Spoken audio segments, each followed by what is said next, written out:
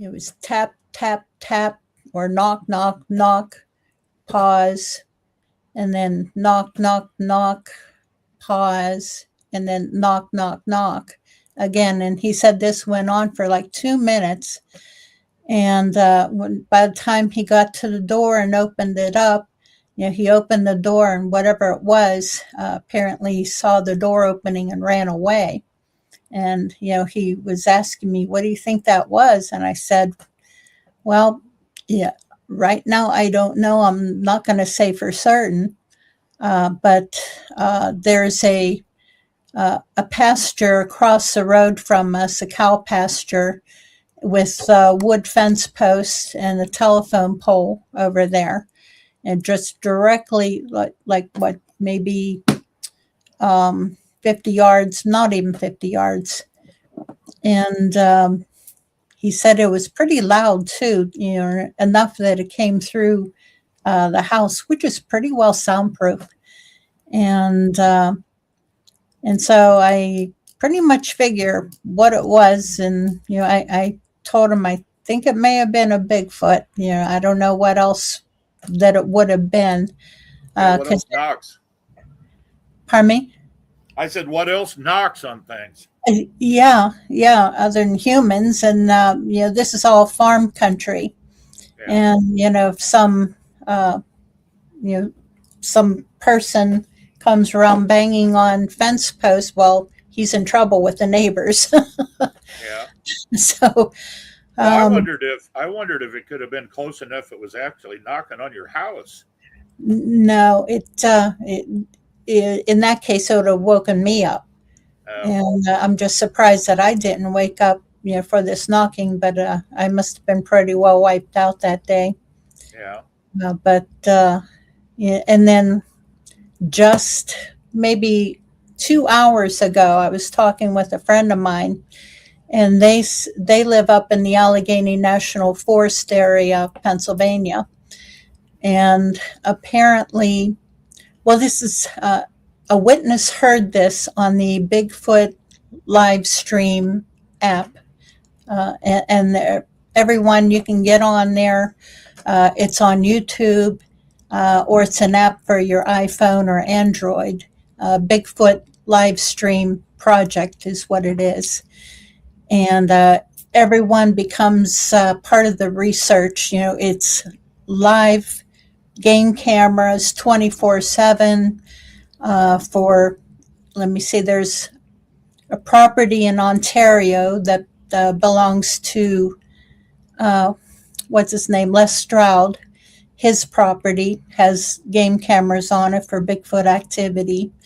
Another property in British Columbia, 2 properties in the Allegheny National Forest, and then another property in Texas, near the Austin, just out maybe 50 or so miles from Austin. And they've had all kinds of activity recently also. Some lights have been seen floating around, which is weird. But the property in the Allegheny National Forest, apparently a witness heard the exact same knocking, the same sequence, the bang, bang, bang, pause, bang, bang, bang, pause. And so that property up there is extremely active. It seems like just about every night there's either vocals or something banging on the house, whistles, all kinds of stuff going on up there. But I do highly recommend. You can even just look up the Bigfoot live stream project on YouTube and check it out. I just went there, and I don't know how. Oh, this was done in March. I'm not able to look at it yet. I'm trying to figure out how, but it says March 31st, 2026. They captured a thermal image in Allegheny National Park. Yeah. National Forest. Yeah. Had you seen that, Mary? Yep. Yeah. Oh, okay. I'm gonna. Yeah, I'm good. Well, in fact, that's my research area that I've been working on since 2018. Okay. And there's a group of us, a few people from Canada, locally here in Pennsylvania, and then the gentleman who runs the live stream project from Texas. And we're all hitting up that property, and it's just fantastic area. Okay. All right. And anything that you wanted to bring up, Mark? Anything new or? No, nothing that I can think of. That's all I have. Okay. Yeah, I want to get you guys' impression of our new intro. I know it's really short, much shorter than our other one. But I think the other one was a little bit too long. That was irritating me. So I set it up so it'll be at the end. It's our outro. So it's still here. Okay, well, what? I'm just continuing to work on my Bigfoot look. This will be a year in October since I started this. So Ooh, okay. All right. Yes, it's growing. It's definitely growing. Is it growing on you? Not on me. I don't want it. Yeah, some people like beards and some don't. No. I'm mixed. I get really, really tired of shaving when I don't have it, but then when I do have it, it gets a little hot this time of year if I'm outside very much. Yep. Yeah, my husband, he said he used to have a beard, and I said, don't grow it back. It's funny. Some people, some women, even some like them, some don't. So I think it just depends, really. But no, at least for my husband, I prefer to see his face. Well, and a lot of people think that it's all wiry and bristly, but mine's not. Some, I guess, are, but mine's real soft. And I always tell people, it's kind of nice to have hair again. I hadn't had hair in like 30 years. It's gone south, huh? Yeah. Up here to here. Right. Yeah. It just started growing the opposite way because of gravity, I guess. Yes. Gravity works. There you go. All right. Well, tell you what, let's bring Greg on because he's been sitting backstage for, I think, long enough. Yeah. And everyone, just a reminder, if you have a question or a comment for our guest, please put it in all capital letters. That way I'll see it and I'll be able to put it up on screen for our guest. Much appreciation. Thank you. And Greg is great. Hi, Greg. Great guest tonight. Hi, Greg. Mark and Mary, hi. How are you? Good. How are you doing? I'm doing good. How are you doing? Good. All right. So tell us a little bit. I know that you're involved in Relic Films, but I'm sure that you've had some things going on before you started Relic Films. So how did you get into this? How did you get into Bigfoot? Well, I've always kind of been interested in the paranormal. I had a UFO experience when I was a kid. So that kind of led, I guess, me being interested in the everything weird in my younger years, right? Yes. So I've always been like an outdoorsy kind of guy. So I did a lot of hunting and fishing in my younger years, and at some point I just really got tired of doing that. And then at that point I needed a distraction. I was so tired of hunting and fishing, so I was like, well, I like this paranormal stuff. I don't care about finding a UFO because I had a UFO experience already.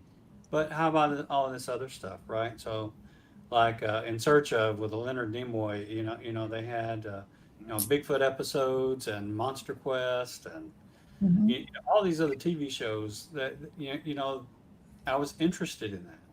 I really loved the mystery behind all of that. So I decided one day just to get up off the couch and, join the Bigfoot world. I was like, yeah, hey, how hard can it be? I'm an engineer. How hard can it be? Right? Yeah. So, anyway, so that started my journey. Yeah, now you mentioned that you had a UFO experience before that. So can you Yeah. tell us about Yeah.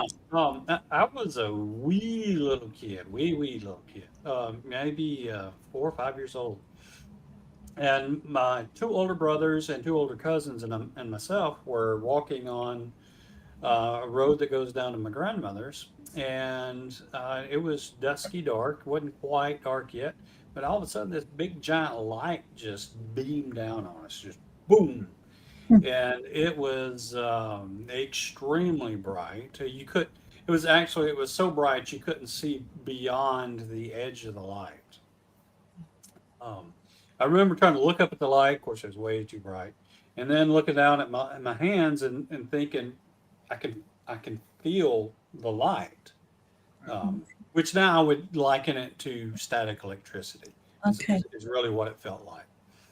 Um, and then my next memory, after looking at my hand, is on my grandmother's porch. And I remember thinking, wow, and it was a covered porch, a little small country house. And I was like thinking, wow, how is the light coming through the roof, the ceiling of the covered porch? And then I like looked out toward the yard. It was probably just reflecting off the yard, maybe, I guess, I don't know. But anyway, I remember seeing the light lift up. It didn't like turn off. The light Mhm. lifted up. I never saw the craft. My oldest brother did. He said it was a giant triangle. He said it was enormous. Essentially covered up the entire sky and was very low, maybe two. He said it was probably 2 treetops high, so maybe 200 feet up off the ground. Oh, wow. And then he said it did a little bit of zzz, and it was gone. Um, so I don't really recall how I got from the porch to my grandmother's porch. I mean, from the street to my grandmother's porch. That escapes me to this day. And not too long ago, at my aunt's funeral, um, I asked my two older brothers, like, do y'all remember how we got from the road to the porch? And lo and behold, they all have the same memory gap. And the same with the two older cousins. We all remember being in the road, and we all remember being on the porch, but we don't necessarily remember how we got from the road to the porch. Wow. And nobody was wearing a watch or anything that you were thought Well, of I looking will for. say that it was dusky dark when it happened, right? I mean, it wasn't quite dark, but when it was all said and done with, it was completely black outside. It was really dark. Oh, wow. So I would say a good amount of time passed because Yeah. of the light differential. Oh, my. You didn't That's, meet a guy named Scotty while you were gone. No, I didn't meet Scotty. He could have been he could have been up there. I don't know. I thought maybe he beamed you up. All right. I don't know what they did to us when they beamed us up, but maybe I don't know. Maybe it's a good thing I've got a memory gap there. yeah. Yeah. Wow. And Well, no health ill effects or anything like that afterwards? Not that I know of, but again, I was really, really small. Yeah. The only thing that I really know that was an after effect is I don't want to see them again. Yeah. Well, that would kind of turn you off from it. It's just the missing time. Yeah. Wow. Back then, I'd never heard of missing time, or I'd never heard of aliens. I was too small. Yeah. So I really don't know what happened to us.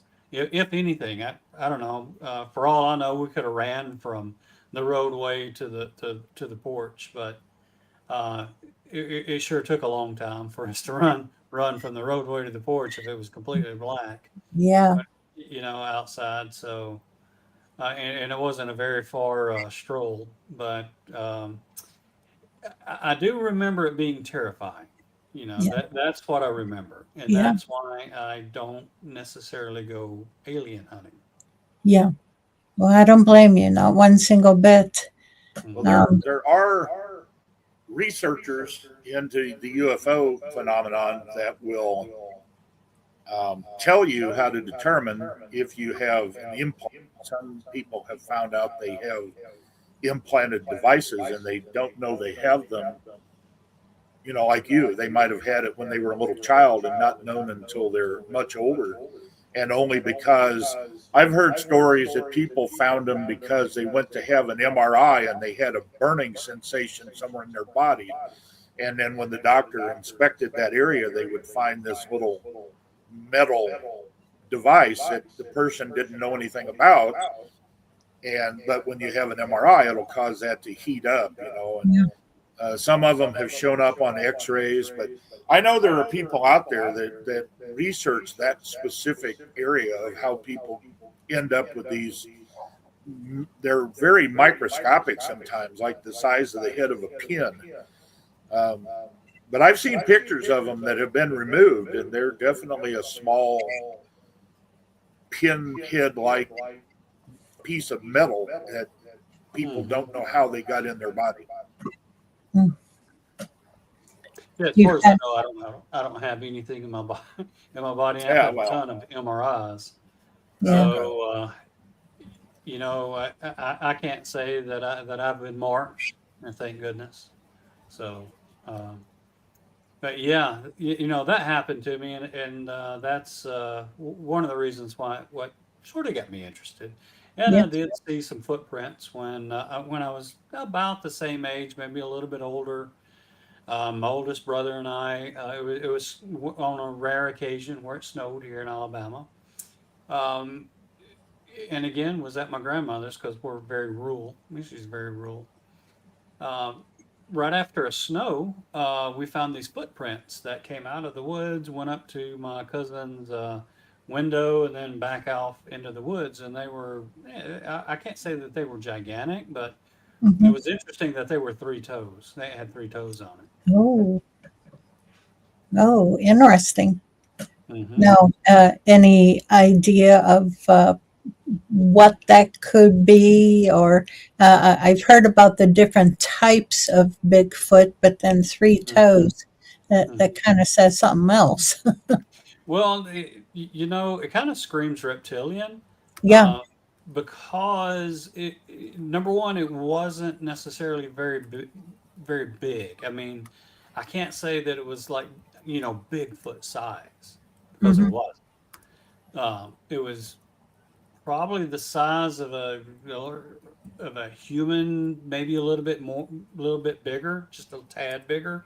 But the shape wasn't like a human's. It was had a very narrow heel, and it kind of splayed out going forward toward the toes. And when it got to the toes, the toes sort of, there was 2 right off the edges and 1 right there in the middle. So I don't know, and the toes were more pointed, or either pointed or had claws on the end. Yeah. So I don't know exactly what that would be. I mean, I didn't see it, but the footprints were fairly fresh because it was in snow, and it was still snowing, and they were there. So whatever made them actually probably could have been just lurking right inside the woods. Yeah. Wow. Yeah, it was a pervert, whatever it was. Looking at my cousin's window. Yeah. Oh, now that's creepy. I don't know, to me, creepier than a Bigfoot looking in your window. But yeah.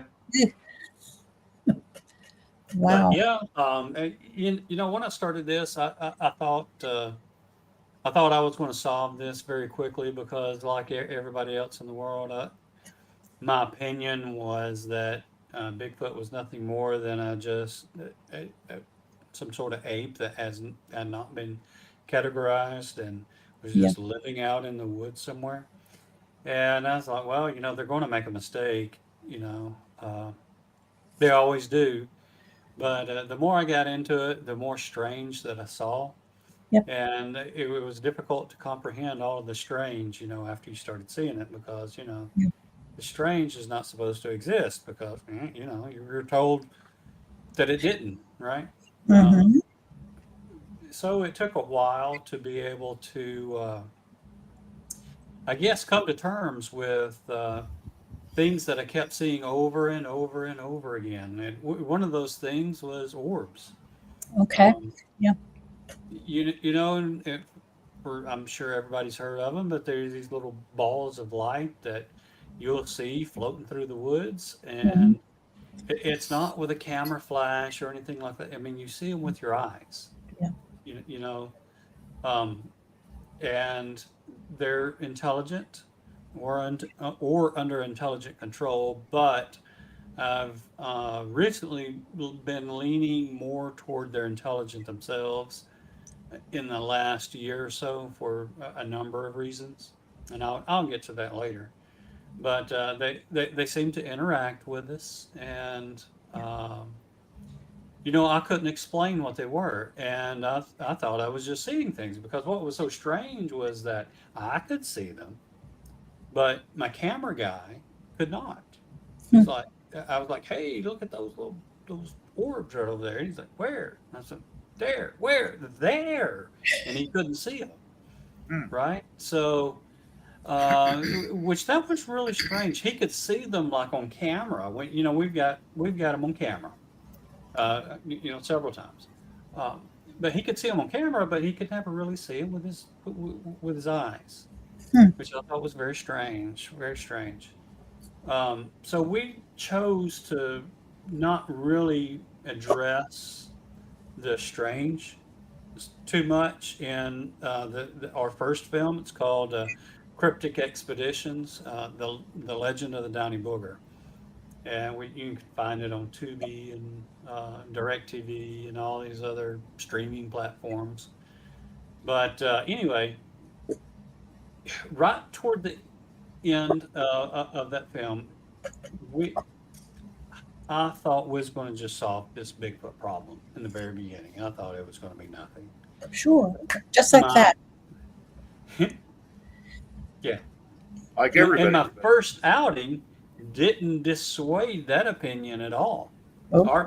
My first outing and my cameraman's first outing together, we was out maybe an hour, way out deep in the woods in the Bankhead National Forest in Yep. Alabama.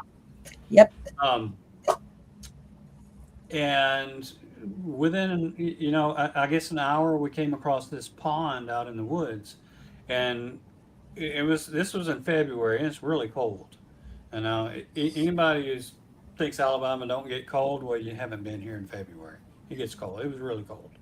So these footprints came down from this little knoll down to the pond, went around the pond about a quarter of a way, and then back up and out into the woods again.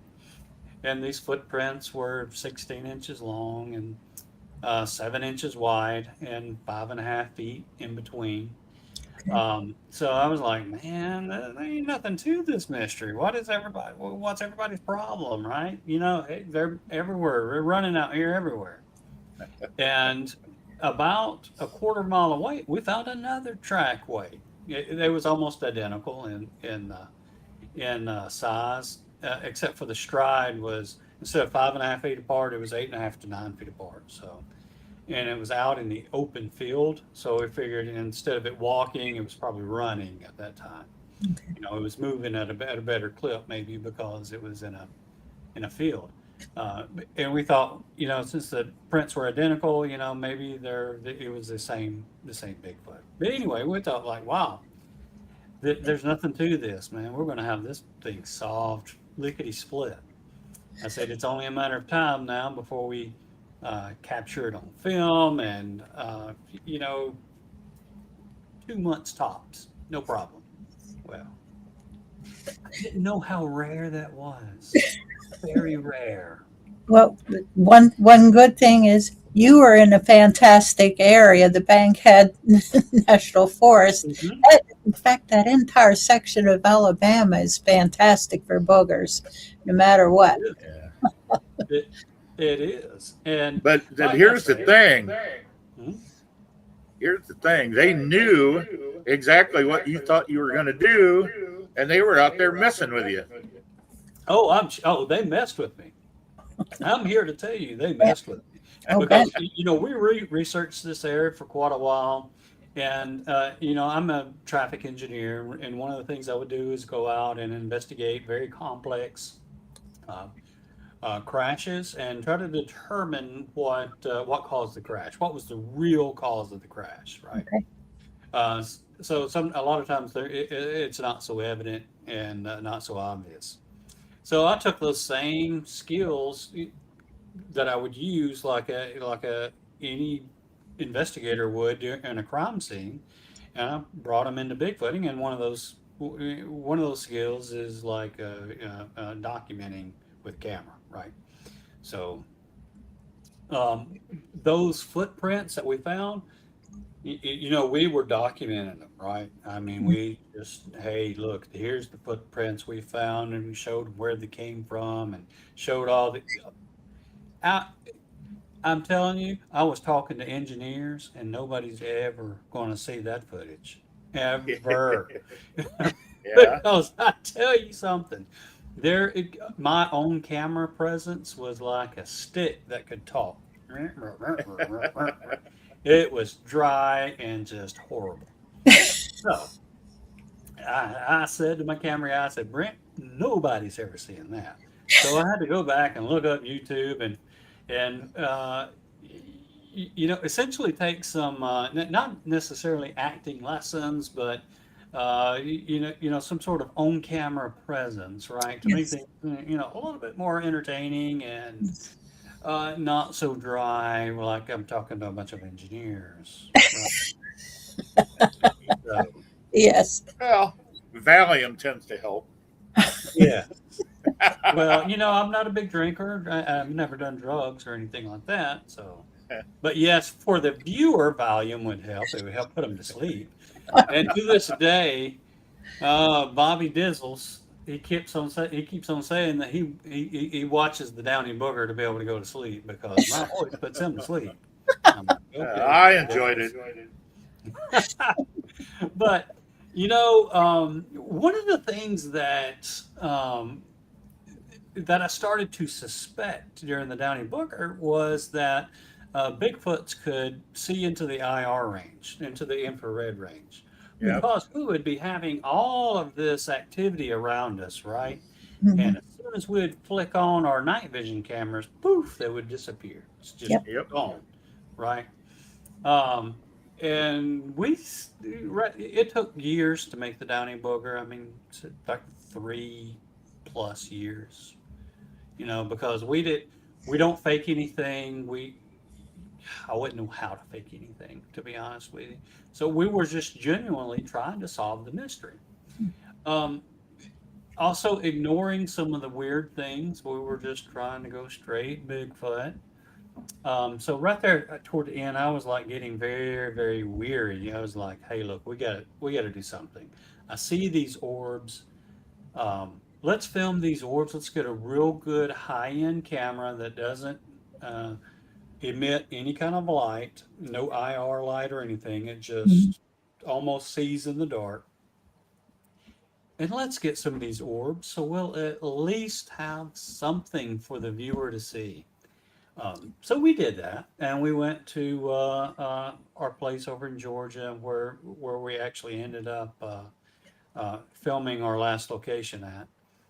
And sure enough, right on cue, these orbs show up, and one stayed around with us all night. And it would pulsate, get real bright at times, and kind of come close, and then move back away. Like it was interested. And we had some other activity where we saw something crawling down this hill at us on our thermal imaging, And I was just hitting record, right? Got it, got you.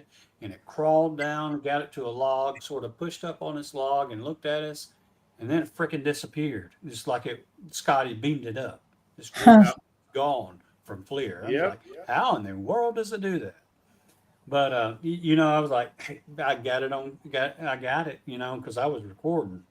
Yeah. Well, anybody else who's done this for a while will know when you're actually bigfooting or boogering and you're around them, you're going to have like these mysterious camera malfunctions, data wipes, battery drainage. You have all this stuff going on, right? Well, we was inexperienced and thought, well, we're just going to get this footage and carry it on back. Well, guess what was erased?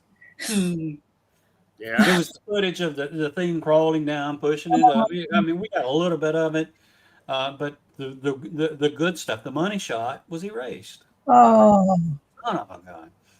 So, but I was like, at least maybe we do have the orb that we were filming and was hanging out with us, and yeah. a good bit of that footage was also erased. But Jeez. what we didn't see with our eyes when we were filming this orb was this one particular time Brent clicked on the camera, was filming the orb. It was one of the last times that we were there. It was just a few seconds, and I will say that Janice, who was a woman that was in our group, Janice Nolan, she said that she saw something dark run down the trail. I didn't pay it any mind. I was like, I didn't see nothing. You crazy or something. Anyway, I didn't really pay it much attention. Bless her heart, she really did see something. Oh, We only found that out later. oh, Post production, when Brent clicked on that camera. Now, again, there's no IR or anything. It's just virtually seeing in the dark. So, colors are distorted, but the camera saw something. It's this thing crawling. It's on all fours between us and the orb, and it's like, oh my God, I'm on camera. I don't know what to do, and it starts panicking, right? So it starts to go back and forth, and while it starts to panic, the orb behind it starts to pulsate, right? It gets really bright, extremely bright. no. And the camera is focusing on this crawler, and then it gives up focus on the crawler and then moves to the orb in the background. And then the foreground becomes blurry, like Bigfoot always does, Yeah. and it, crawls off screen. So, Let me, could I butt in here for just a minute? oh, sure, go ahead. Well, I have some questions, but I also want the audience to know we probably didn't do a real good job introducing you. Greg is a filmmaker, and he makes films specifically concerning Bigfoot and maybe other things that he'll tell you about. But later on, we'll tell you where you can watch those. But I wanted the audience to know that Greg is a filmmaker. If you haven't already figured that out, you probably have. But if you have friends that are interested in this, now's the time to go get them and drag them in here, because he's got some really good information. And let's see, there was a question. Concerning that camera. Is that camera something that would be out of the price range of a normal person, or is that something that we could get to use for research?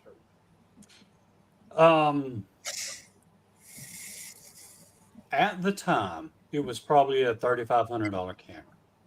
Now you can get the same camera for about $1,500. So what's it called? It's a Sony Alpha. Sony Alpha 7. Okay. Alpha 7. So its ISO goes into the 400,000 range, and we had the ISO, and ISO is what essentially lets in the light. Yeah. The iris, right? Right. So it goes up into the 400,000 range, and we had that joker cranked up, right? So we didn't know what we were going to see. All I know, there was no moon, zero moon. Yeah. And we needed the camera to be able to see something, and it did a really fantastic job of seeing what our eyes could not. Right. So Now is that when I looked up a Sony Alpha 7, it just shows like a regular camera, but yours did video, I assume. How do you? well, What do I it look does for? video too. It's really used as more as a video camera than the still photography. Oh, okay, okay. Yeah, it's I guess looks like one of the DSLRs that you're talking about. Uh-huh. Now there has been an increase in technology now where I don't use that anymore. What I would use now would be a psionics, an Aurora psionics. Oh, So that if I had to recommend anything for a researcher, that's what I would recommend now. And they're less than $1,000 right now. But their technology is if you've got just a sliver of a moon, you will be able to see almost like it's daylight. Plus, their technology is everything's in color. So you have in color night vision. So okay. Aurora, and what was the second word? it's the psionics. Is that SIN? Yeah, it's SIONYX. Oh, okay, okay. Psionics. I'm sorry to butt in. I'm just really interested in this, so I'm putting all these in my wish list as we're talking. Oh yeah. Well, the good thing about the psionics is it's a full spectrum camera, and it can see into the infrared as well. So if you have an IR light, you can use it. However, I like to use it without the IR light because you'll be able to see the true color of things. When you have an IR light, it's going to break it. Yeah, that's it. That's it. So yeah, it's a mono. It's a mono, right? Yeah. However, it can Bluetooth to a camera so that you don't even have to look through the thing if you don't want to. It'll Bluetooth to a camera, and essentially you have a monitor. Or you could Bluetooth to a tablet if you wanted to. So. All right. Well, thank you, and I'm sorry to interrupt. No Go on worries. with your stories. No, I apologize. no worries. Yeah. Oh, no worries. But when it comes to the crawler, I was talking to this guy named Keith Bearden. He's an author, and he's one of the guys he is the guy that put us on this location. And I didn't tell him about what we had discovered because our film wasn't out yet. It was just talking about generally the experience, and he told me that there was a younger Bigfoot there that kept getting caught because he would crawl up on people and they would turn around and see him and he'd scamper off, and he gets caught a lot. So I don't know if he's special. It would be my luck to get the retarded one on camera. The mentally challenged one, I would guess, is the best way to say it. But I think he was a bit of mentally challenged because he came very close. However, he was very stealthy because we never saw it. And I didn't hear it. Janice, however, I think she did see it when it got distressed because it was on camera and fled down the trail. So the Downey Booger, it really punches above its weight, and the quality of the film. I'm really proud of that first film because what I knew about filmmaking was zero. I didn't know nothing about making a film. And it was a huge learning curve, I'm telling you. Huge. Absolutely huge. I bet. it's more than just going out there with the camera and just click. I'm recording. Here to do. Okay, well, there's a lot more to it. There's a lot more to it. I think Yeah. in making a real bona fide film, there's more. There's more to it. But I thought I was going to be going to be a one and done. However, all of the other strange things that we kept. This is another one of the strange things. This is weird, right? Oh, there was one time we was over in Georgia, right? And we were getting ready for camp. Like I was one of the first ones there, and I went over. Now I'd already set up my campsite, and I went to one of the bathhouses. Yeah, I was taking a shower and just getting ready for the night, right? Um, and while I was over at the bathhouse, Janice had showed up, and she was getting her things ready. Well, she heard in my voice from up under her truck while she was getting things up out of her truck and all that. She heard, "Hey, Janice," in my voice. Yeah. Now, I don't know if your audience knows, but I'm a little bit of a trickster. My motto is, if you're not having fun, you're doing it wrong.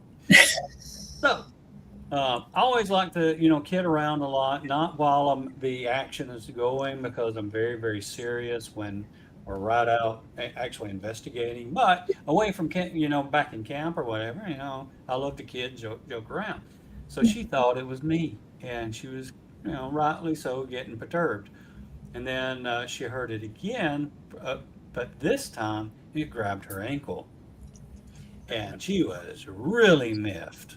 Yeah. When I came back, she was like, "What are you doing? Playing a trick? Dang, that was not funny." I'm like, "Dad, I got no clue what you're talking about. Really, I have no clue." And, finally convinced her that, I was at the bathhouse when all that was going on. And, I thought, okay, Janice is just making things up. But later on during that night, I had to go back over to the bathroom and I unzipped my tent. And as soon as I tried to go step out, I heard, "Hey, Janice," in my voice. And I said out loud, "Nope." And I zipped my tent back up. And Brent my camera guy, just happened to be up at the same time. And he said, "I heard that." So he and I both heard it. So that was, Wow. yeah, that was our first, I guess, an encounter with the disembodied voices. You can Yeah. hear your name and stuff Yeah. like that. So Yeah, I've heard that they will imitate us, calls and so on.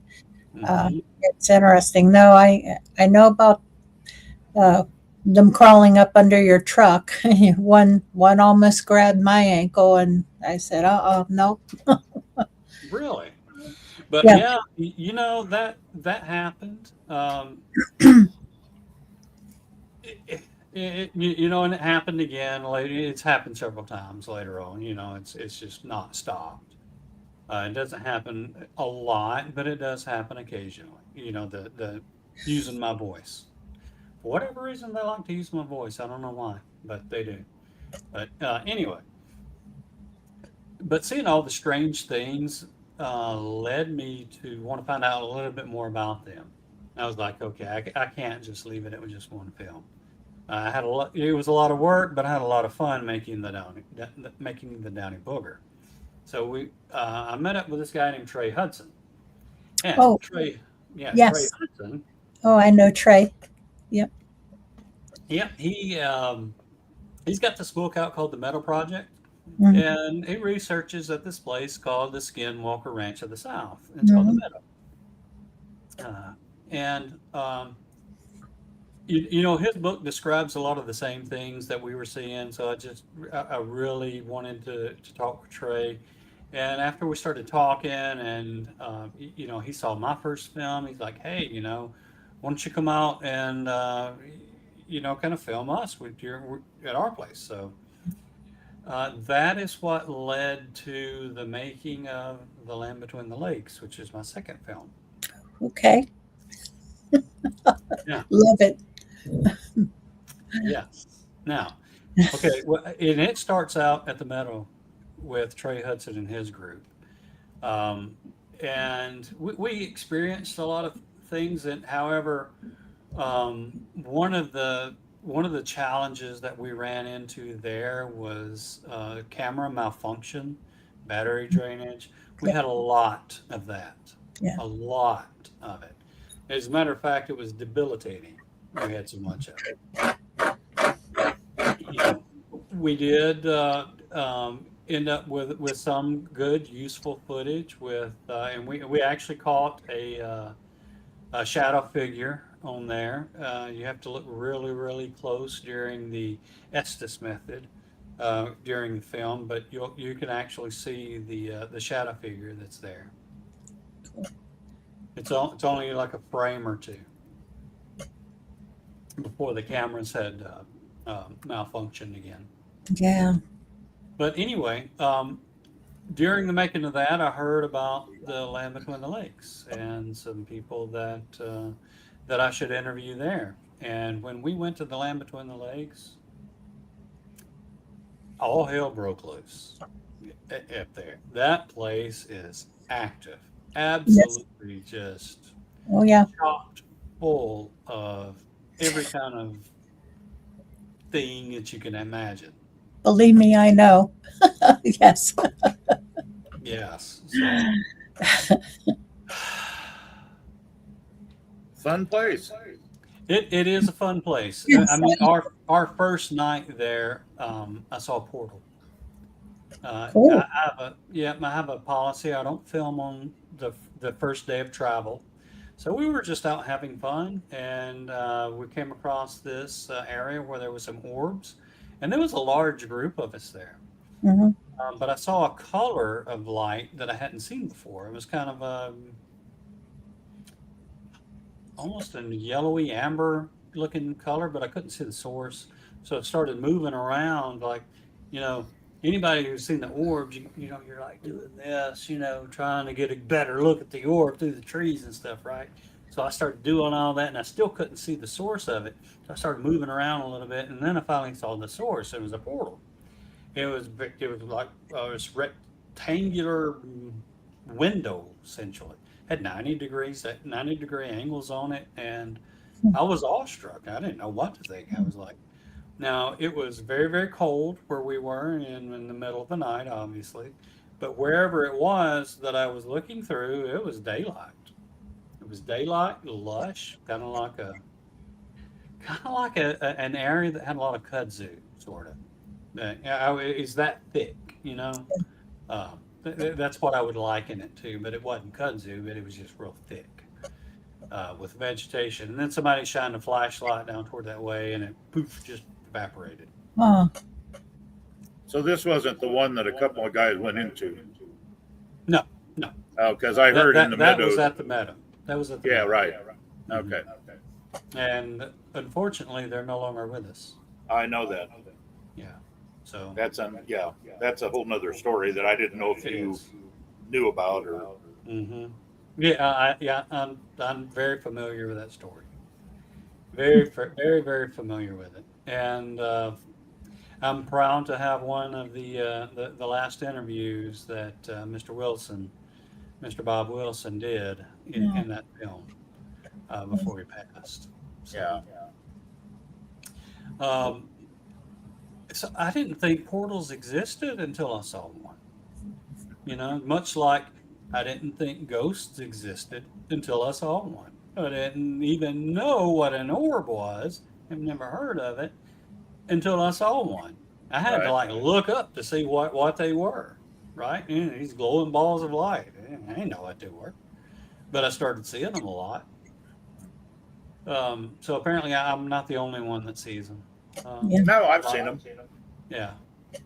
Yeah. So, we're fortunate enough to have them on film, and I've got them in color now.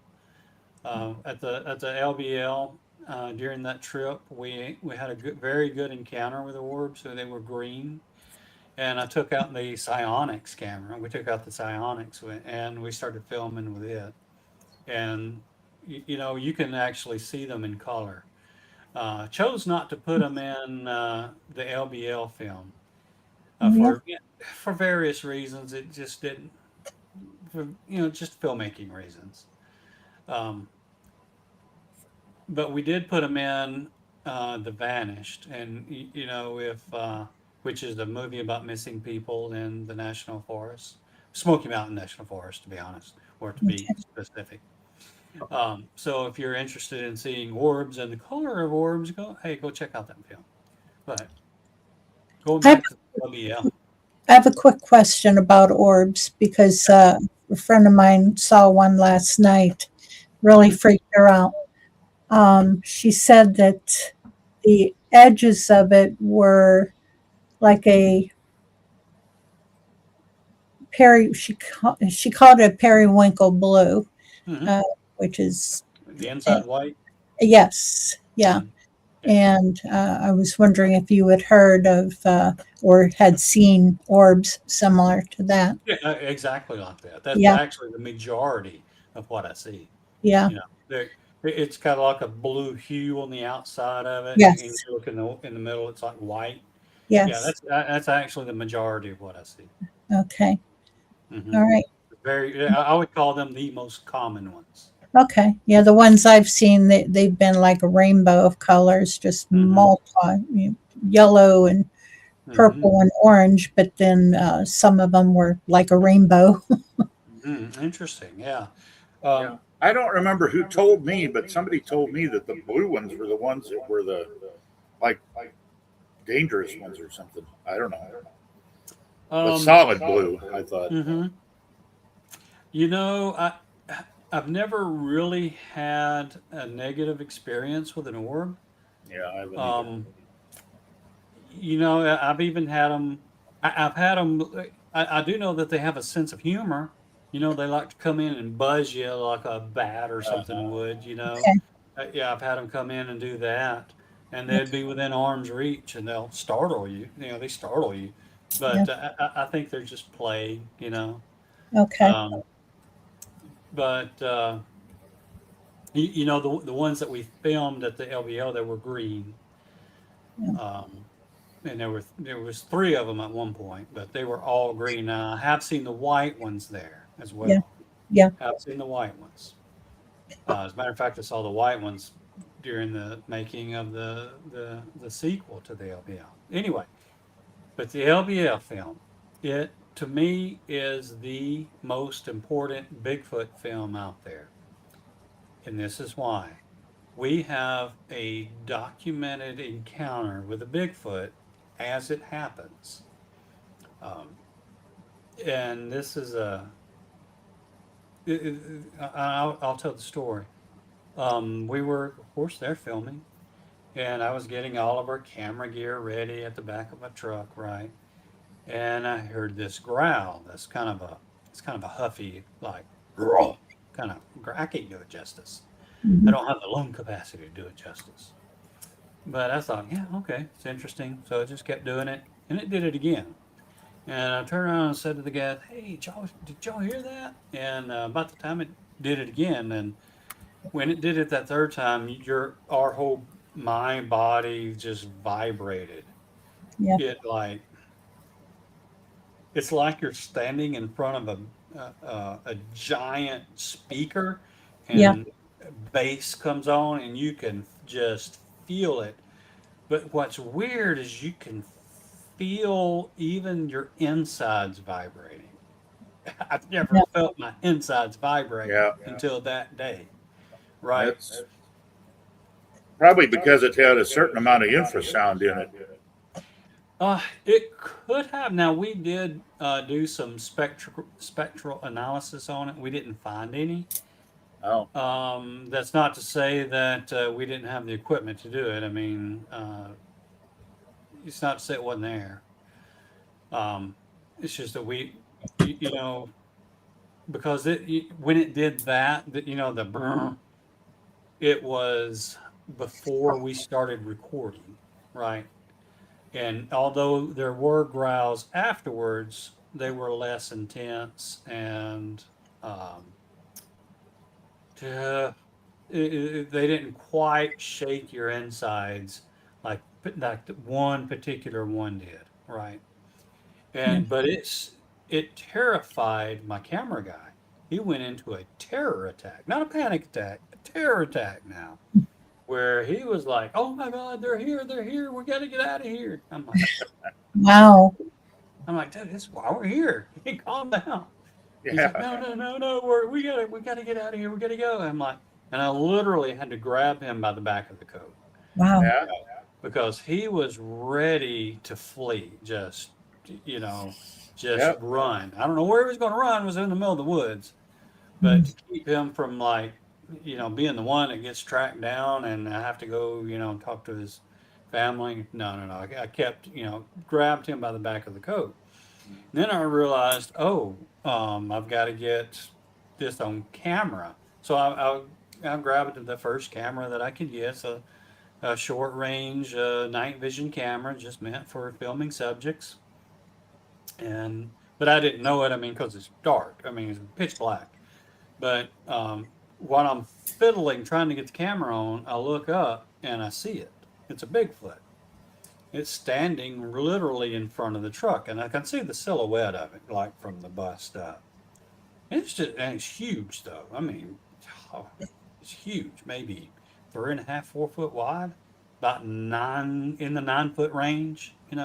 Maybe a hair taller than 9 foot. And it's just standing there watching us, and it's not intimidated. It's like, I'm the biggest thing out here, right? Mm-hmm. And I'm stunned. What seemed like an eternity, in reality, is probably 1 or 2 seconds. I was like, and then I heard the camera kind of wind up. I knew the camera was on, so I looked down real quick to make sure that I hit the night vision and the record button. And as soon as I hit that night vision, I looked back up and I could kind of see it moving away, right? And I put it up real quick, and I think I got it. I know I got its eyes, but you couldn't see anything else of it other than just its eyes. Yeah. And then it moves away, and like Adam Davis is in this film, right? And he's Okay. so he's like, he has Brent at this time, like he literally has him. So he's like trying to he doesn't know that I see the Bigfoot at this time, and I'm trying to get it on camera. So he's like insistent that I pull the camera over there toward Brent, and he's literally shaking. And it's not fake. He's shaking, because he's terrified. Oh. But I mean, to his defense, I understand why. Because I mean, if you've never experienced that, you just don't understand. You Yeah. don't understand the feeling of Yeah. having your entire body vibrate. Yeah. But to Brent's credit, he did calm down and start filming. Oh. Bigfoot's still around. He's still growling at us.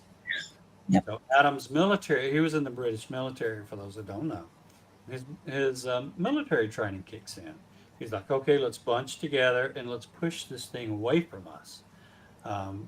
Let's intimidate it, right? So, we bunch together and we move forward. And every time we take a step forward, it growls. Mm-hmm. So like this tug of war, right? And cameras are rolling all this time. We got all this on film now. So we take a step forward and it growls and we come back. It's like this whole tug of war is going on, and we're trying to get the other group that's with us to come down and coalesce with us so that we seem bigger, right? Yeah. But they don't know. I mean, they were dealing with one themselves, and we didn't know that, and they didn't know that we were dealing with one. Well, so eventually it does go back off into the woods, and its eyes starts glowing red. We got that on film too. And then another one starts throwing rocks at us from our left, and I say to Adam, I say, hey, we got another one that's threw rocks at us from our left, and he whips around. His eyes get huge. He says, oh my God, they're flanking us, right? And he used the military term, not our colloquial term. Yeah. So he's been in firefights and everything, that's associated with the military. And he thought at that time that we were not going to make it. So This Adam Davies? Yes, it is. Yeah, he's on with us in, I think, the 26th of August. Is it? Oh, okay, good. That's good. Yeah, you'll have to get Adam to tell his side of the story on that because it's extremely interesting. You Okay. know, we have Adam Davies is in a lot of our films now. We sort of developed a good friendship from the LBL, and he likes our filming style and just generally the way I do things, because I'm not your typical filmmaker. Typical filmmakers have a schedule that they got to keep, right? Because they got to get a product out. I'm not that way, so I'm a little easier to film with. That's good. And, Yeah, no, believe me, I know. I've been in that situation before where they've come up behind us and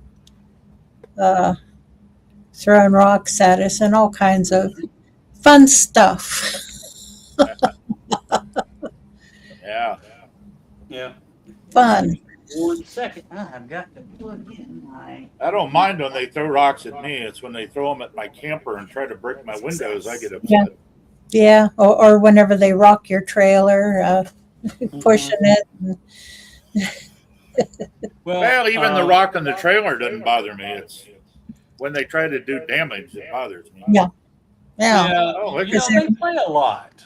They Yeah. do play a lot. They do. Yeah. Mm-hmm. Yeah, it's fun scaring the funny humans and making them make funny noises. Yeah. The hairless bipeds. Yeah. Yeah. Hey now, who's hairless? I got hair here. Yeah. But you know, we had a lot of fun during making it. But I will say though, that encounter is real. It lasts 20, 25 minutes. Mm-hmm. Now, not all of that is on film because you know we had to cut some of it out for FCC stuffs. You know the language. Yeah. Because some of it got actually quite intense. I would say Yeah. quite intense. Well, yes. brown shorts intense. It did, really, it did. Yeah. No, But I don't know of another, I don't know of another show that's ever had a Bigfoot encounter as it happens on camera. Yeah. You know, there's lots of video. You know, there's that Patty film and all these other films that's out there that's brief. Well, Yeah. Ours is not brief. It's extended. It's an extended encounter. And as a matter of fact, it lasted longer than our batteries in our cameras because about 20, 25 minutes, our cameras should have lasted for hours. Yeah. Hours. Yeah. They lasted about 20, 25 minutes each. And then both of them died at the same time or relatively the same time. And then we're like, well, you know, we don't have anything to film with. You know, we're done as far as filming because, you know, we didn't have the batteries anymore. And at some point, I was like, okay, I wonder if it's still around. You know, I was just curious. And I took my phone going to see if I could find some footprints in front of the truck, but I couldn't find any there. Because it's a real rocky road, lots of gravel. Yeah. So I was like, I wonder if it's still around. So I go, and I growl real loud. Just, real challenging growl, right? And almost immediately you heard boom, boom, boom. Yeah. It was stomped in response. I mean, Yeah. you could hear a stomp. And I was like, wow, okay, he's still around. And it was fairly close, I would say maybe 20 yards away, which is fairly close. Yes. And Brent was bebopping up, up to the front of the truck. And right as that happened, he says, "Hey, did you hear that? It responded to you." I was like, "I'm gonna do it again." So I do it again, and it does it. I mean, it responds again almost immediately. Boom, boom, boom. But this time, instead of being like 20 something yards away, it was right at the edge of the road. And he turned around and he looked at me and said, "Stop doing that shit." We weren't armed, right? We weren't armed or anything. I'm like, "Oh, okay, Brent. Yeah, I get it." Yeah, if it wanted you, it would have had you. It's just trying to scare you. It was. I agree with you. Yeah. In retrospect, for the intelligent, if you were getting what they were saying, when Yeah. that one threw that rock at us, what I think it was saying was, "Checkmate. Gotcha. If we want you." Yeah. I think that's what they were saying. Oh yeah. If they want you, they would have you. Absolutely. Mm-hmm. It's been my experience that whenever these encounters get intense, Mhm. what they're trying to do is establish dominance. And once they establish dominance, they kind of back off a little bit. They let you know that they're the biggest, baddest things there, Yeah. and they'll make no bones about it. Yep. They won't. Now, one of the other things I had at the exact same location. Now, a year later, when I went back, well, a year and a half later, went back to the exact same location, and I'm filming the sequel to this, right? Uh, it's called the Land Between the Lakes Making Contact. So we wanted to make contact with these things, whatever was there. Hmm. So I've got a group of women out there, and I'm filming this group of women, and we go out and they're very aggressive. And Natalie Smearman, who is in who's with Relic Films now. She's going to be on with us in a couple of weeks too. Oh, well, nice. Get her to tell this story too, because she can give you a very good eyewitness of this. She'll tell you the front end of it. I see this. She sees like a portal open up, and these three things crawl out of it. And I call them things. They wasn't Bigfoot. They were things, Okay. not things that are good. They're things that just nasty. Anyway,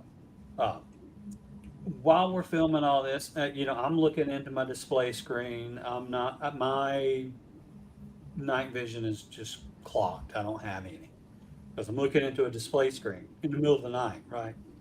Okay, so when I look away, I can't see much.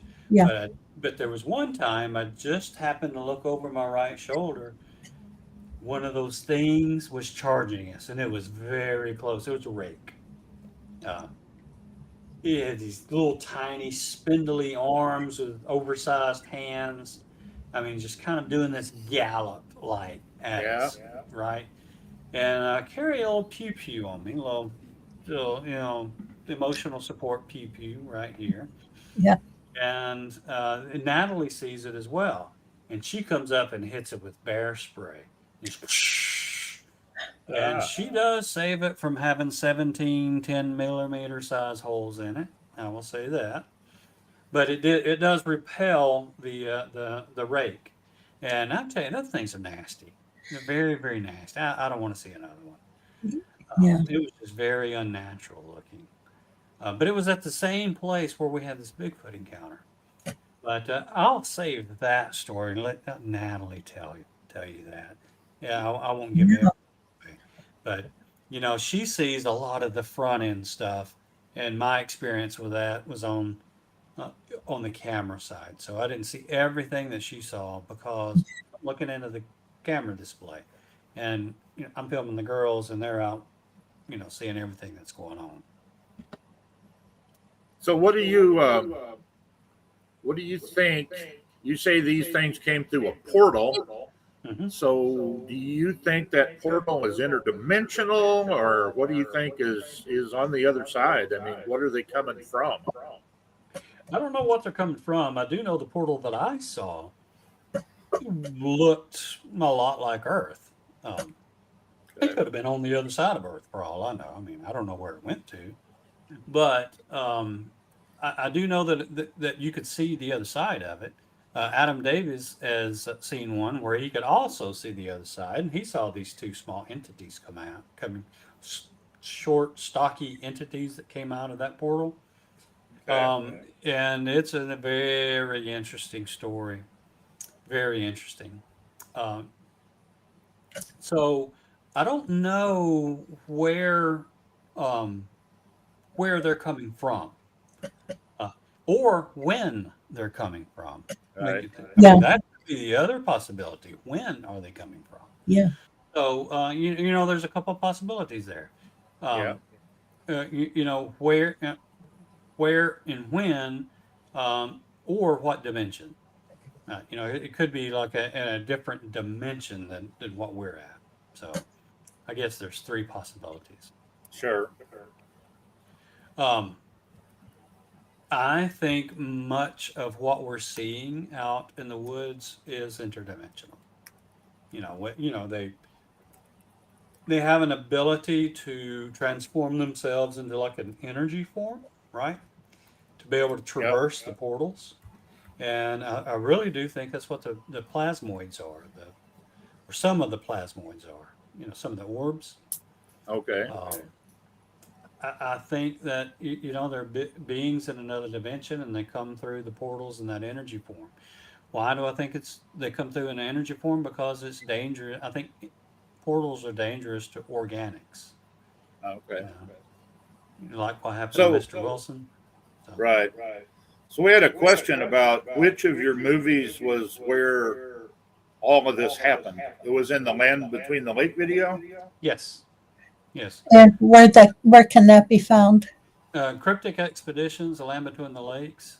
It can be found on Relic TV now. If you have a Roku or a Fire Stick, you can download our app. It's called Relic TV. All of our movies are on there. And you can find it there. So they are there for rent or purchase, and you can find that one there, as well as The Vanished. You'll be able to find The Vanished there. But yeah, we're excited about our new app, Relic TV. It was an undertaking to do, but we're really excited about it, and it gives our viewers a chance to be able to see our films without having to wait on the distribution companies, and that's been so frustrating. So, but yeah, if for those that don't know, Relic TV. But the ones that are on Relic Films is the same thing, right? Yeah, Relic Films is our company, right? Okay. And Relic TV is a subset of Relic Films. So Okay. Relic Films owns Relic TV. And Relic TV is just a place where Relic shows all of our films. And it's Okay. not just our films. There's other people's films, along with podcasts and soon to be short films, and eventually in the future, maybe even some narratives. Okay. But yeah, Relic TV is it's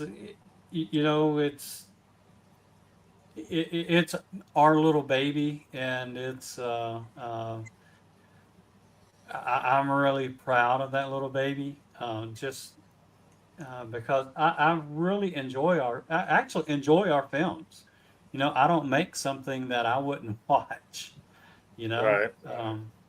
I guess that's one of the reasons why it takes so long for us to make some of those films. Now, is yours Relic Films Media? Well, it's Relic Films Media. The Okay. media of Relic Films. Relic Films '(S) is what it's supposed to be. Or Relic Films '(Media). That's what it's supposed to be. So Okay. it's essentially the films or media that belongs to Relic Films. Gotcha. And somewhere along the way, the apostrophe got cut off, and it says Relic Films Media, but it's really Relic Films Media. I got you. Okay. I just wanted the audience to, because I was looking here, and when I actually went to relicfilms.com, it didn't appear to be your site. Well, there's another group, another company that's came after me that I think their official name is Relic, but then they put relicfilms.com, and I'm going to have to send them a cease and desist letter, it looks like. Yeah. Yep, So, that's what it is. And I see yeah, Melissa Adair is with your group too. she And is. She is. I know And Melissa, but she has not agreed to come on our podcast yet, even though I've invited her. So I'm going to have to. well, you have to twist Melissa's arm sometime. Yeah, I'm going to She'll have do to. it. Yeah, just keep saying every day, "Hey, Melissa, come on. Hey, Melissa, come on." And she'll give it. I'll tell her you said to do that. Please do. Please do. That'll be another reason she'll have to shank me. Oh, okay. I won't get you in trouble. No, it's fine. Just she'll come on. You just have to get her at a good time. She'll come on. Good. That's But good. but yeah, we have a wonderful group now. Unfortunately, the experience at the LBL, my camera guy Brent, he decided not to pursue that anymore because it got very real. Yeah. And he had some other things happen too, Um, so it got essentially a little too real for him at home. So he took a break from it, and I was sort of forced to go find some more help, essentially. And then I came across it. Adam. Adam loved the way I did my work, and The Land Between the Lakes is a fabulous film, absolutely fabulous film. And have to watch it. Yeah, if you haven't seen it, I highly recommend it. And when you watch it, if you have a lot of bass, something with a lot of bass, Yeah. I do recommend that because you actually get to hear them growl, and Okay. we capture their growls, and we the whole encounter is on film. So I'll put on the Bose sound system whenever I put it on. if you've got one, Yeah. highly recommend it. Yeah. Because when we debuted it at the theater, there was one particular growl specifically that made the entire audience go, they all gasp at the same time. So Yeah. even in the theater, it triggered their fight or flight. Yeah. So, Yeah. um, Yeah. the Whenever. Vanished, Oh, the go ahead. Vanished, the Vanished is our third film, and it's about missing people in the national forest. We focused in on Dennis Martin and Mike Heron. Yep.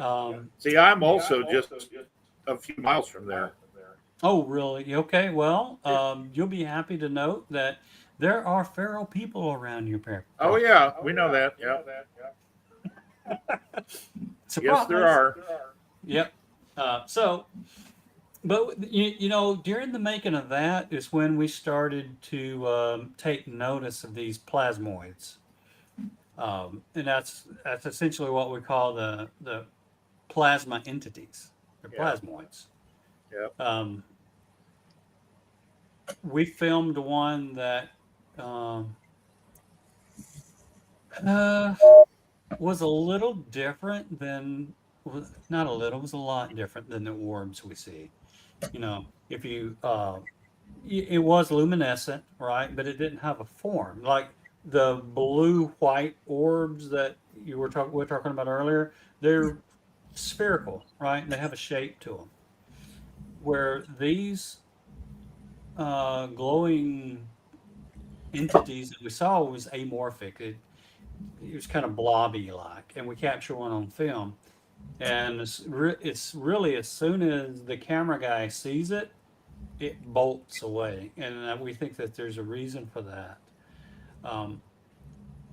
But we wanted to know a little bit more about what we were seeing, so what we did was we consulted like a folklorist, or it was consulted to folklorist actually, and sure enough, there's this Cherokee legend called the a Legend of the Raven Mocker, and Yeah. it fit almost exactly what we saw. I mean, almost exactly. And essentially, what this Raven Mocker is an energy vampire. Kind of zaps your energy, and it kind of hunts Okay. a specific person, right? It'll hunt that specific person. But if that person sees them, they flee for whatever. So we think that they are so focused in on their target that they lose sight of everything else around them, because we saw this thing for,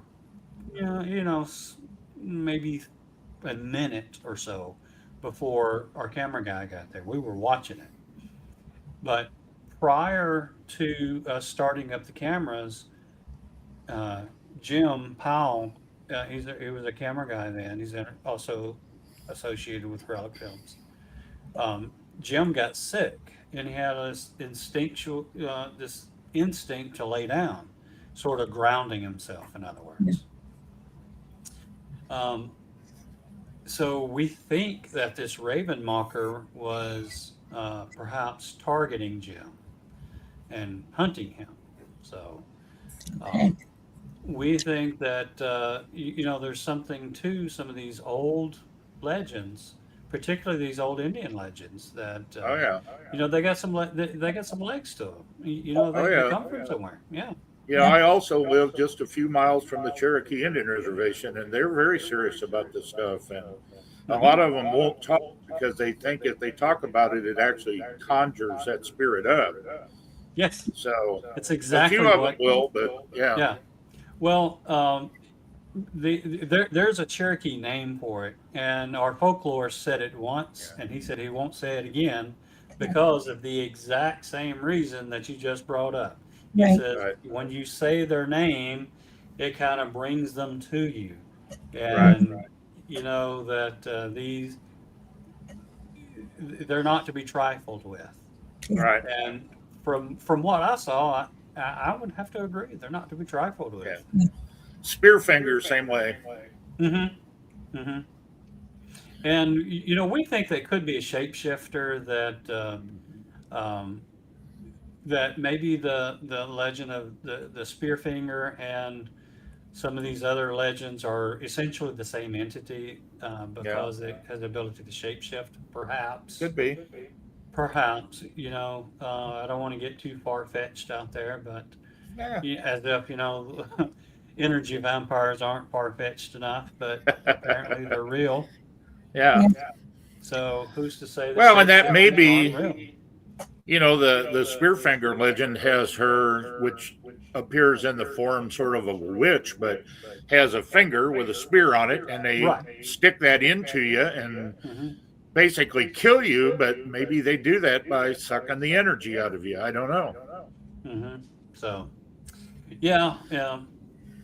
Now we had a guest on a few weeks ago. Mary knew him, and he talked about that Bigfoot actually will suck energy, and that's what causes batteries to go dead, but that they're also seen around power lines a lot, and things like that. Well, that in the AM radio stations, the antennas and so on, which promote a lot of EMF, that they hang around those quite a bit. Yeah. I'll tell you what we do have proof of now. When we were at the LBL in November, this past November. Well, this past November. There was one particular time where I got extremely sick during a filming event. And it was so much so that Adam Davis and other members of our crew had to literally assist me to get back to our vehicle. At the exact same time that I got sick, there was another member of the NCI crew, the North Carolina Investigates, had a piece of equipment go off that we were very close in proximity, right? Mm-hmm. That equipment pegged into the danger range of the EMF field or whatever. Right. Yeah. But it pegged into the dangerous range, and he says all the years he's had that equipment, that's the only time it's ever done that.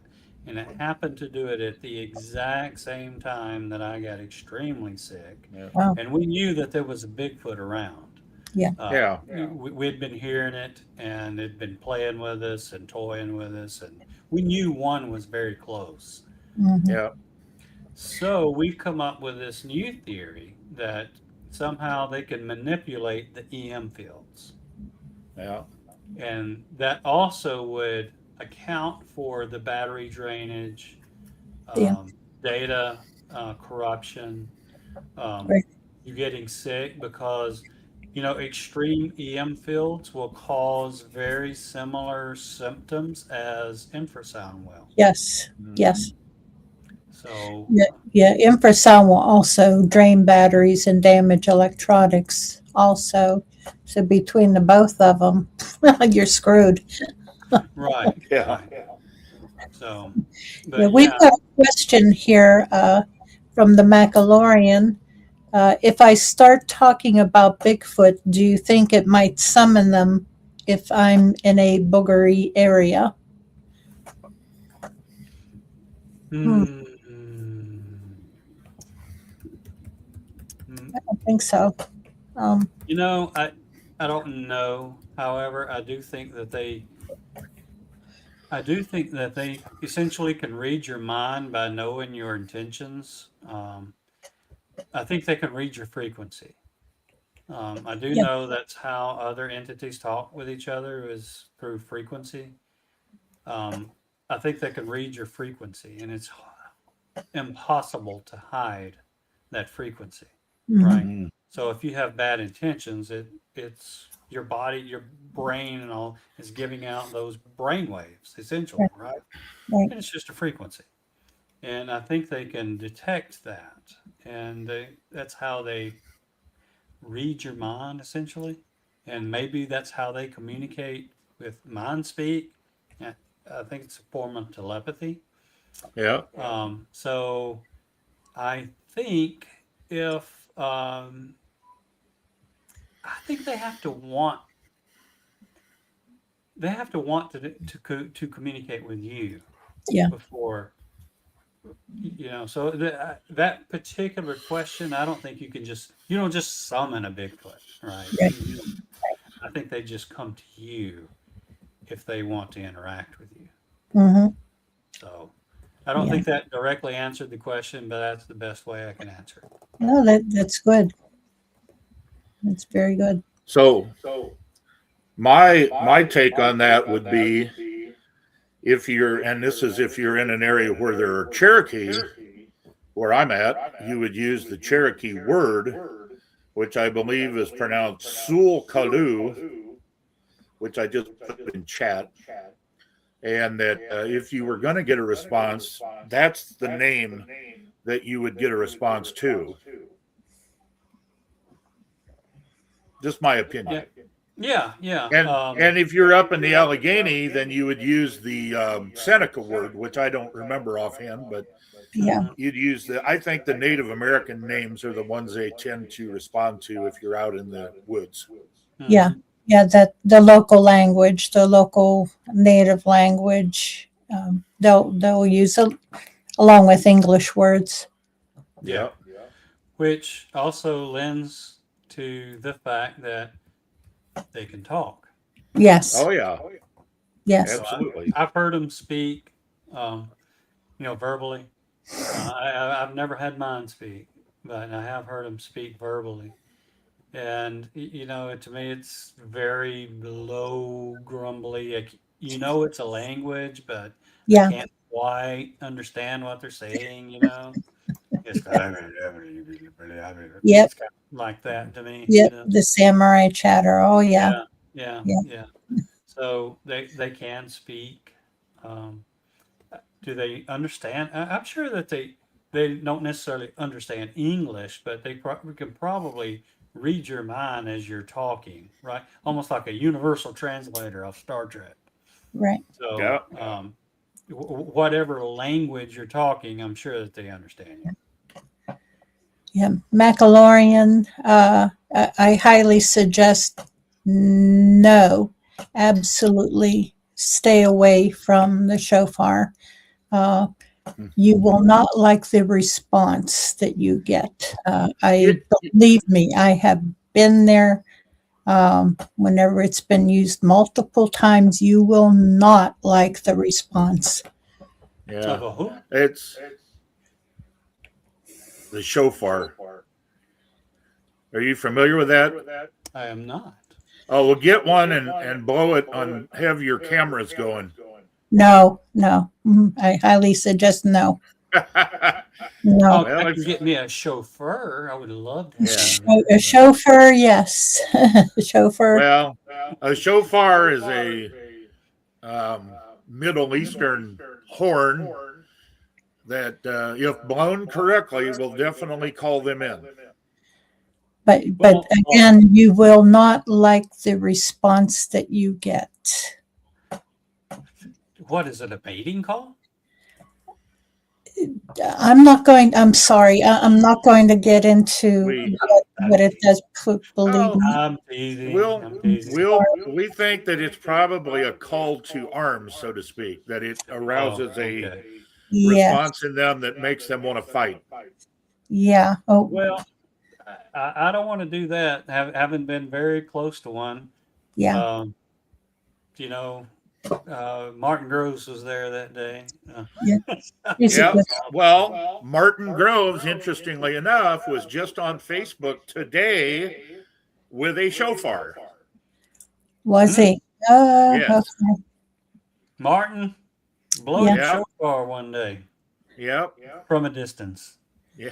Long as so at a distance. Here's how you do it. You set up all your filming equipment. You turn it all on. And you put Martin there and you say, Martin, in 30 minutes, I want you to blow that shofar. And you leave. And then you leave. 30 miles away. Okay. Yeah, I love Martin. He's he is a fantastic person, and yeah, he is. He's had some incredible encounters, and just a wonderful human being all around. He is. Yeah, I've met him at one of the meet and greets down in LBL. Mm-hmm. Really nice guy. He's such a gentleman, and I really want to get him on here. Just I've invited. Mm-hmm. Well, he's in chat, so he's listening tonight. But he's in there. Is he? I didn't know that. Hey, Martin. Martin's in there. Well, Martin, if you're out there, I asked you to be on. We still want you on, so just get back to me. Yeah. But interestingly we're scheduled out into October at least now, but we'll get you on. Wow. Excellent. It's a good problem to have. Yeah. So when we were at the Gatlinburg conference last weekend, I went out boogering both nights. Both nights I was there. Oh, there he is. Yeah, and yes, Friday night we had excellent response there. I did a few whoop calls, which I don't do very often at all. Yeah, very rarely. But we did have responses to them almost every time that I whooped. And there was this orb. Okay, this freaked me out, right?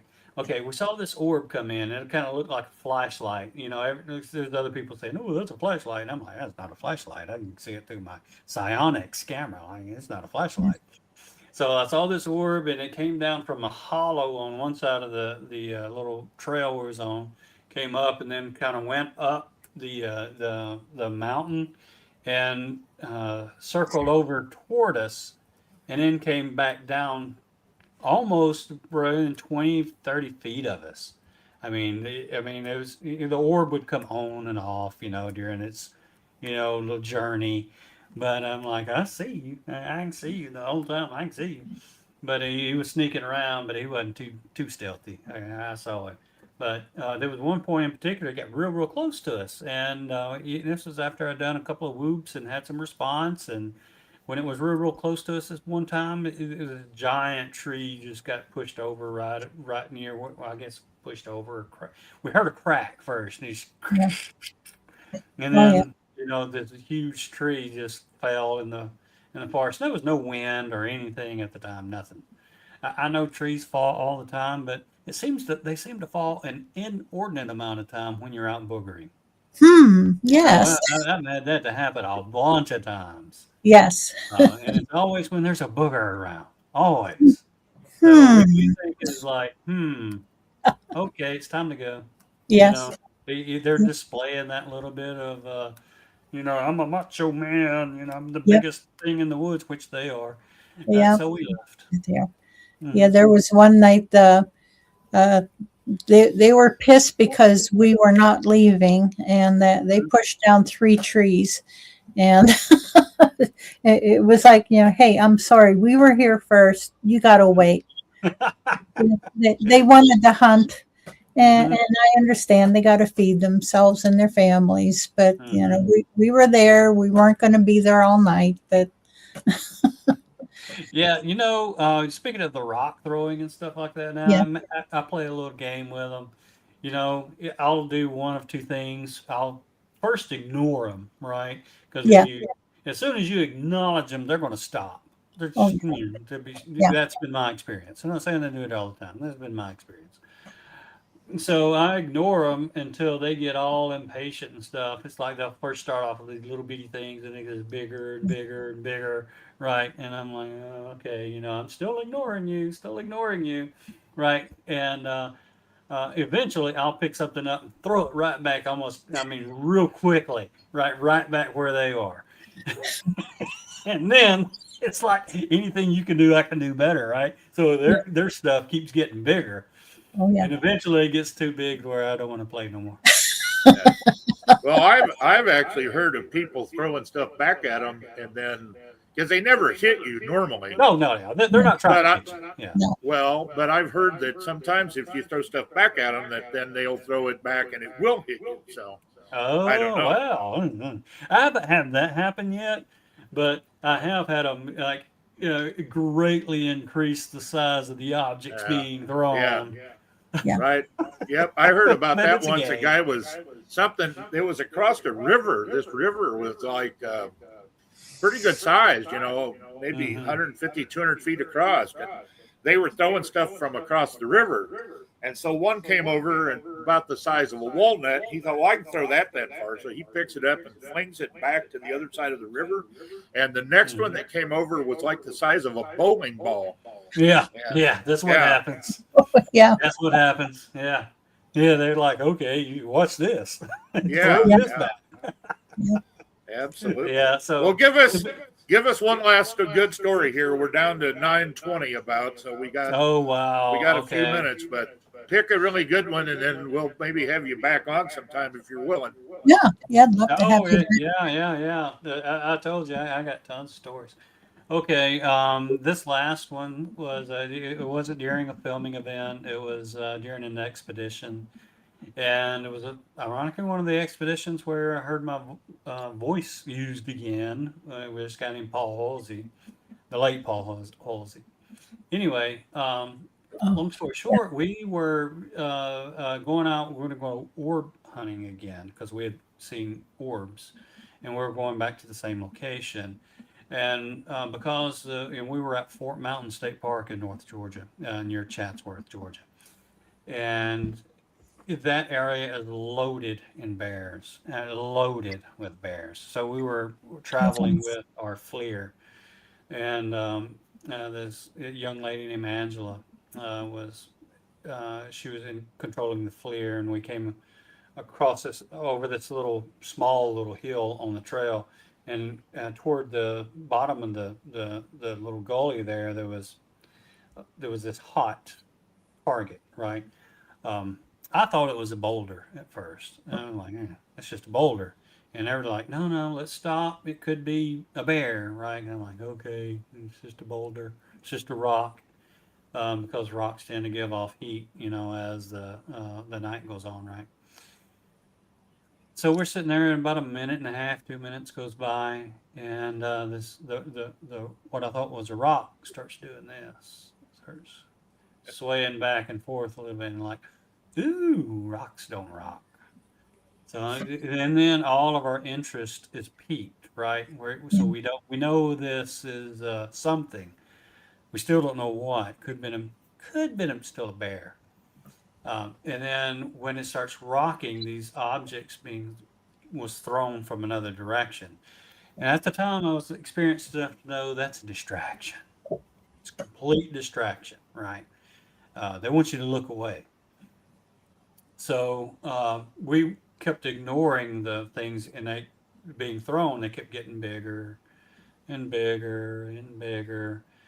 And eventually the thing on the ground stood up. And when it stood up, you could see its face, its long arms. You could see everything. You could see its mouth through thermal, right?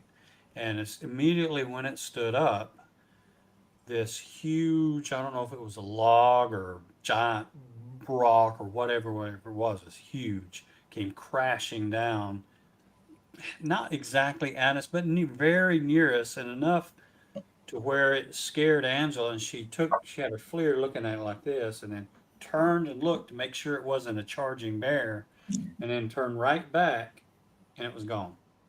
That fast. Gone. Wow. So, Bigfoots move unnaturally fast. Oh yeah.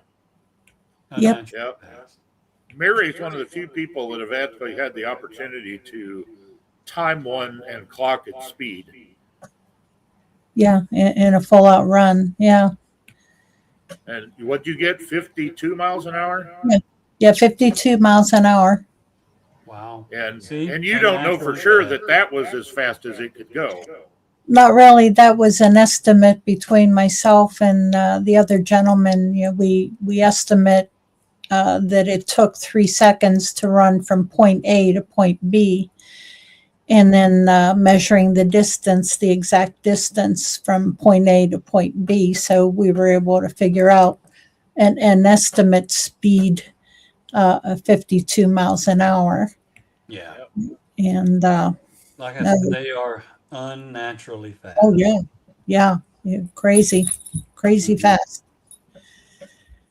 Okay, Yeah. so Greg, is there anything else that you want to let the audience know as far as how to get to your videos, how to contact you if you want them to be able to?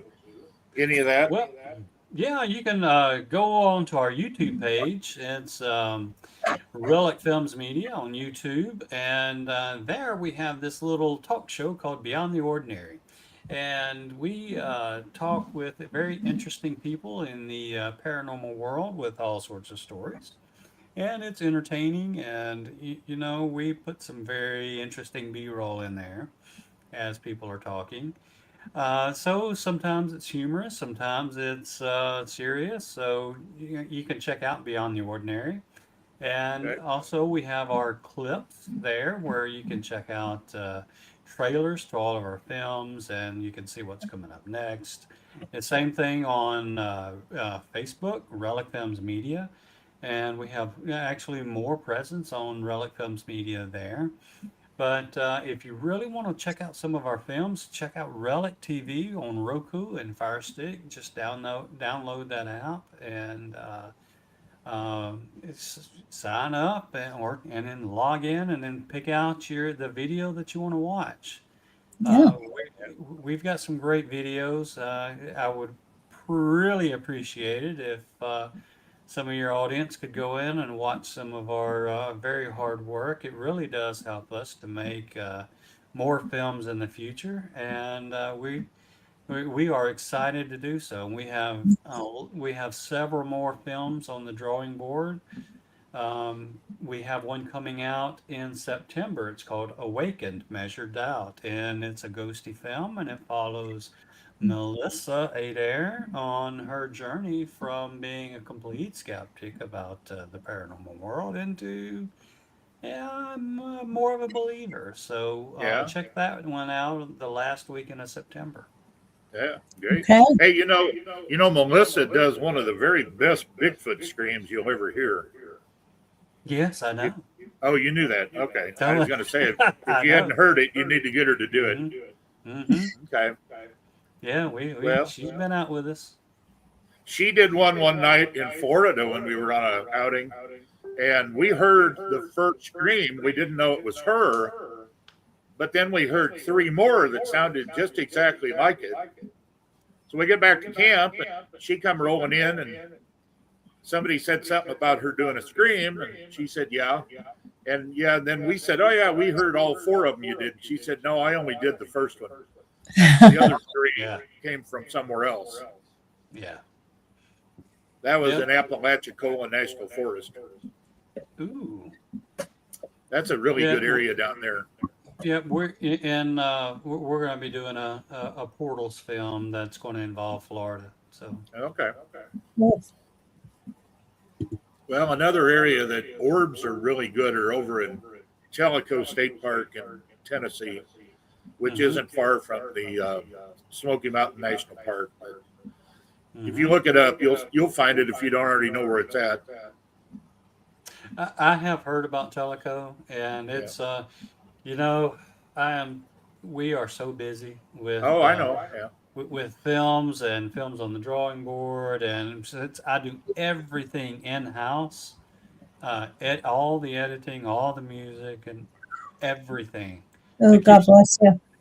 It keeps me quite busy. Well, it's great because you're one of the only ones that are doing really what I call high quality Bigfoot films / research. So I appreciate it. And I was so happy when you agreed to be on, and frankly somewhat surprised, because I kind of figured you were too busy to do stuff like this, but hopefully we'll be able to help you get the word out about your channels and such, and it'll be worth your while.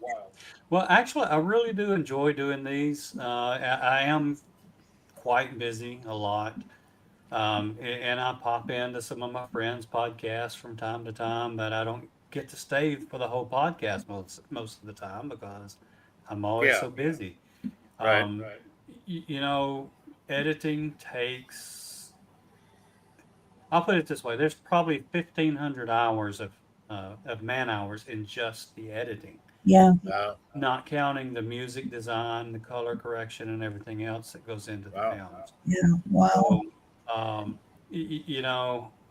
it's an undertaking that takes up a lot of time, but I actually enjoy doing things like this, and I don't, whether it's a big channel, small channel, whatever, I like coming on and talking about Bigfoot. Yeah. Well, we're so glad that you did come on ours, and we do appreciate it very much. Very much. Thank you for having me. I appreciate it. Absolutely, yeah. And I don't know if Mary had anything, but I usually go through our upcoming guests. So if you want to stay and hear who's coming up, you're welcome. Oh, I have two mentions that I had promised that I would make, so I want to throw those in. Knights of the Fire podcast. I told them that I would mention their podcast there on YouTube. They recently did a video on Westmoreland County, the Chestnut Ridge, the infamous Chestnut Ridge area of Pennsylvania, and Joyce from Newcastle, and I don't want to go into more detail as to hers, but special shout out to Joyce. Okay. Now, does she have a podcast, or that you're not no, saying? No, okay. No podcast. Okay. Just a very nice person. Okay.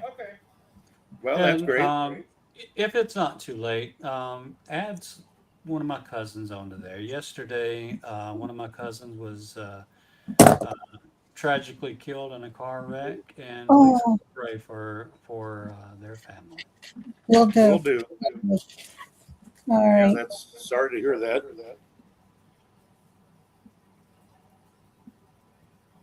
All right, Mary, you want me to hit the upcoming shows, or you? Yes, please. So next week we have Marie Dumont, who is the lead for the Florida Bigfoot group. I can't think of the name exactly, but I know who it is. I think I know who it is, but I don't have who is on the 12th of August. in my calendar. I should have. Let me The see. 19th is Natalie Smearman. The 26th is Adam Davies. And then September 2nd is our own Gary Spikes. From the, he's a moderator. Hops. Let's see. What do I got here? Stan Gordon. Well, I've got him on September 9th, right? Yes. Yeah. Okay. And then the 16th is Mike Lucci. He's out of New York. 23rd of September is Carter Bouchard. Let's see, the 30th of September is Chris Noel. Yeah. Let's see, September. Let's see, October 7th. Cindy Bueno Goodbreak. Yes. And the 14th is Daniel Hageman. Yep. And that's the end of what I have on my calendar. But it was August 12th. If you have it, Mary, I don't have who's on August 12th. Yeah, that is Dr. Dennis Carroll. Ah, yes. Okay. Dennis Carroll. Gotcha. Yes. Do you know him, Greg? I do not. He's on with I'm blanking on her name now. Cryptid Huntress. We talked about her earlier. Oh, Jessica? Jessica, yeah, he used to be on with her a lot. Oh, yes, I do. I don't know him personally, but I know who you're talking about. Yeah, he does a lot of he does Bigfoot, but he does a lot of what do I want to say, like demonic stuff, or what do you do when you cast out demons? Exercising? Yes, he does like exorcisms and such. So he's interesting, and we're a Christian-based show, and that is, demonic is Christian. I mean, whether people like to admit it, there's demons in the Bible, so it's interesting to hear from people that deal in that sort of thing. Yeah, Gary says Dennis is a demonologist. Yeah. But he's Christian. Yes. So anyway, that was the rundown up into the middle of October. So yep. I see Martin's still here. Martin, if you want in, we'll put you in October. Yeah. Send us a message, either myself or Mark. Please. Martin. Please. We really want to hear from you. Okay. Thank you, Patty. And everybody here tonight, please put something so it helps the algorithm. I don't know how Al Gore got his name in this, but the algorithm, if everybody would hit the thumbs up, like the channel, subscribe, leave a comment. Even if you don't like the show, put a poop emoji in there. Every comment helps us out. So please do that. And hit that thumbs up. Trying to grow the channel, make it bigger and better. Stress Mary out more. Yes. And if you're not a subscriber, please subscribe. Yes. We need hit the all so that you get notifications for all the shows. That's right. Hit that bell. Just like I went and subscribed to all of Greg's stuff while we were on the show tonight. Yeah, I'm going to have to get on there and subscribe. Thank you. We appreciate it. We need subscribers. We need them. Yeah. We need them all. Well, you got at least one more tonight. I don't know about anybody else. Right here, I'll be getting in right after the show. Yay. And when you have Adam on. Yeah. When? If you have Adam on, do you guys know what Grimace is? I have heard of it. Okay, if you can find a toy Grimace, okay, just present it to him when you're on air. Oh, You'll okay. get a big laugh. Grimace. You'll get a big laugh. Okay, all right. And it could be even a piece of paper. Hey, Adam, have you ever seen this? Yeah. Yeah, I'll leave that to Mary. She's the art person. She can do that real good. Well, all you got to do is just print I'll get one one. or whatever. Yep. Yeah. I'll, No promise. It'll be worth it. Okay. I will do that. Wonderful. But thanks again, Greg. We do appreciate you coming on, and we'll get you on again. We'll schedule you for some time in the future, and you get your next movie out there, your next documentary, and we'll get the word out. Well, thank you. I appreciate it. Thanks for having me on. All right, guys. I'm going to shut things down. And I want to thank everyone for coming on, and great questions, great comments. I hope I didn't miss anything. And I know there's a new person in here, M Nation Truth Behind the Woodline. He's been commenting some really great things. So yeah, Macalorian, yeah, Grimace, the purple character from McDonald's. Yeah, that yes. Okay, now I know. Yeah. All right. So have a great evening. We will see you next Wednesday. Yep. And bye, everybody. Good night. God bless. Good night. And Monkey Wench out.